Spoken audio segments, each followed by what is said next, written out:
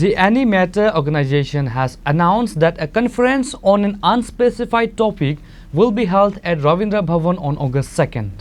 On the same day, a press conference will take place at Agartala Press Club. This information was shared by Animator members during a press meet held today on Sunday at Agartala Press Club.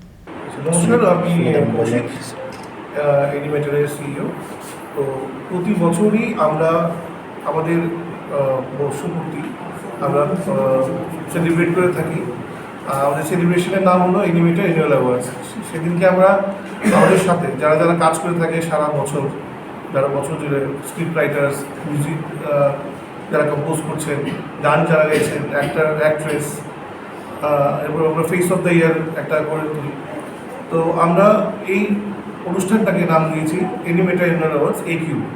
তো এবছর এটা 7th addition, অগাস্টের 2 তারিখ রবীন্দ্র ভবন হল নম্বর 1-এ আমরা করতে চলেছি।